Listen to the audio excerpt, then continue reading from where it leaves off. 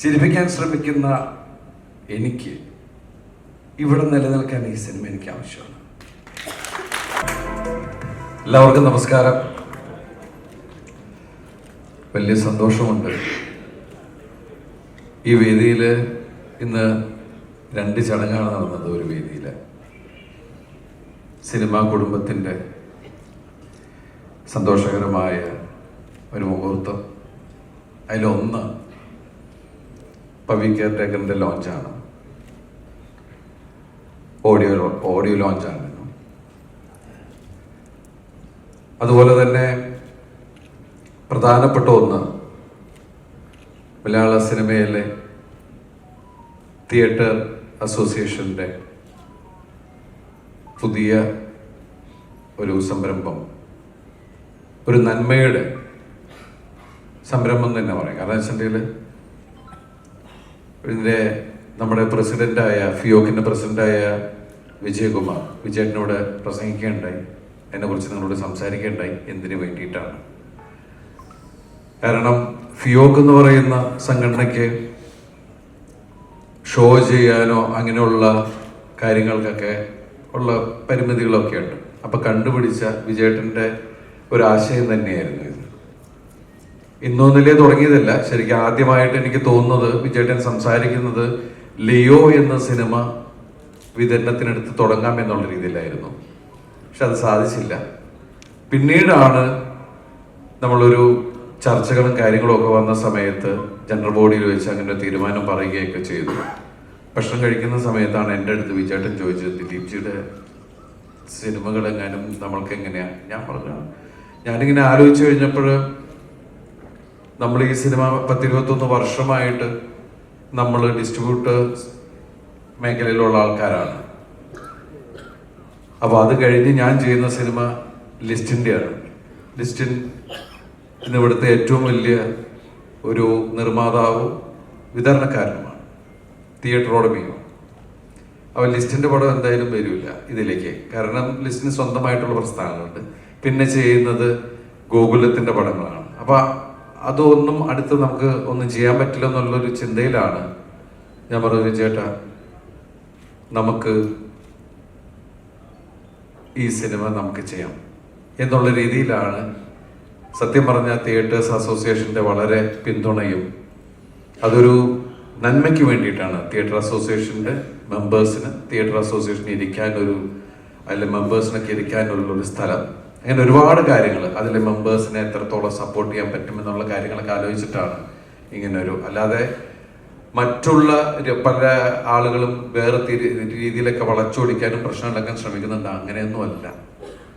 ഒരു നന്മ മാത്രം കണ്ടാണ് പുതിയ സംരംഭത്തിന് തുടക്കമിട്ടിരിക്കുന്നത്. ഇന്ന് ഇത്രയധികം മാധ്യമ സുഹൃത്തുക്കളെല്ലാം ഇവിടെ വന്നിട്ടുണ്ട്. വലിയ സന്തോഷം. കാരണം എൻ്റെ ഇപ്പോഴത്തെ അവസ്ഥയൊക്കെ നിങ്ങൾക്ക് എല്ലാവർക്കും അറിയാം. കഴിഞ്ഞ 28-29 വർഷമായിട്ട് ഇൻഡസ്ട്രിയിൽ കൊച്ചു കൊച്ചു വേഷങ്ങൾ ചെയ്ത് ഇവിടം വരെ എത്തിയ ഒരാളാണ്.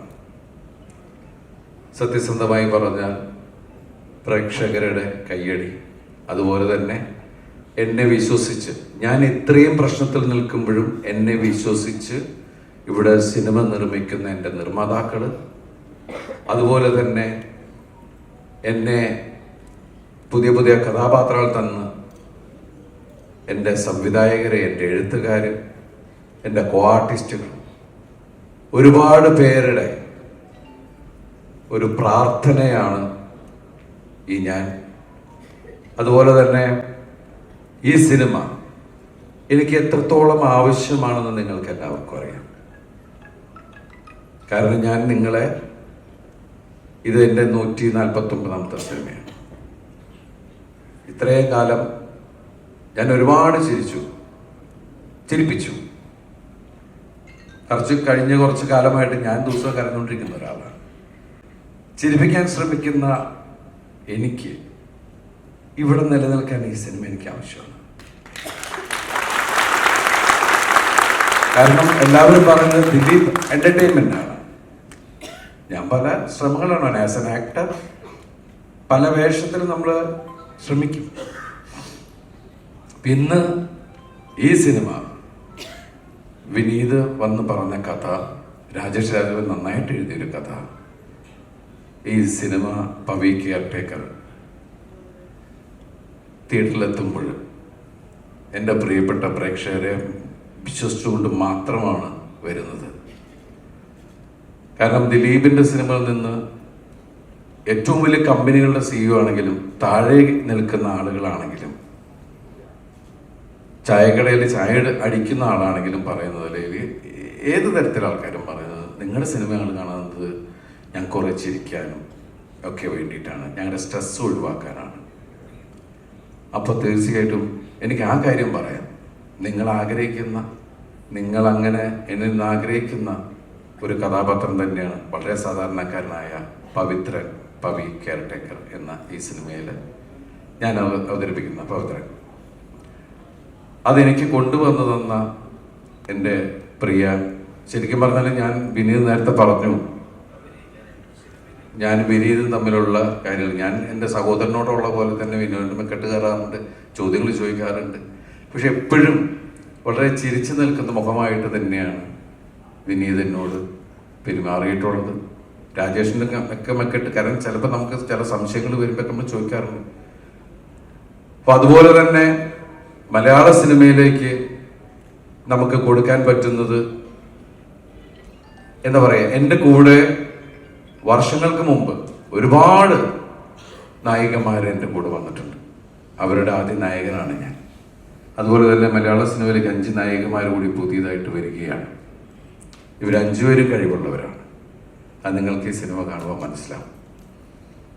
അതുപോലെ തന്നെ ഇതിൻ്റെ editor Deepu, music director Mithun ഇതിനു മുമ്പ് ചെയ്ത റോഷാക്ക്, മലയാളത്തിൽ ചെയ്ത സിനിമ റോഷാക്കാണ്, നമ്മളെല്ലാവരും കണ്ടാണ് ആ സിനിമ. അപ്പോൾ അദ്ദേഹത്തിൻ്റെ കഴിവറിയാം. അദ്ദേഹം ചെയ്ത പാട്ടുകൾ നിങ്ങൾ കണ്ടു. പിന്നെ ഇതിൻ്റെ ക്യാമറമാൻ, രോമാഞ്ചത്തിൻ്റെ ക്യാമറമാൻ സനു താഗർ. സനുവിൻ്റെ നല്ല വർക്കാണ്. സനു ഇവിടെ വന്നിട്ടില്ല. പിന്നെ ഇവിടെ ഇരിക്കുന്ന ജോണിനെ നിങ്ങൾക്ക് അറിയാം. എന്നെയും ജോണിനെ കാണുമ്പോൾ എല്ലാവരും ചോദിക്കുന്നത് CID മൂസ സെക്കൻഡില്ലേ എന്നാണ് ചോദിക്കുന്നത്. അപ്പോൾ ജോണി ഇന്ന് മലയാള സിനിമയിൽ ഏറ്റവും കൂടുതൽ, കഴിഞ്ഞ ദിവസം ജോണി പറഞ്ഞത് 140-150 സിനിമയൊക്കെ ആയിരുന്നു. ഈ കോവിഡിൻ്റെ ഇടയിൽ ഇത്രയധികം സിനിമ അഭിനയിച്ച ഒരു നടനെ ഞാൻ ഇന്നുവരെ കണ്ടിട്ടില്ല. അപ്പോൾ അതുപോലെ ധർമ്മജൻ. പിന്നെ ഇതിൽ വരാത്തൊരു വലിയൊരു നായികയുണ്ട്, രാധിക ശരത്കുമാർ.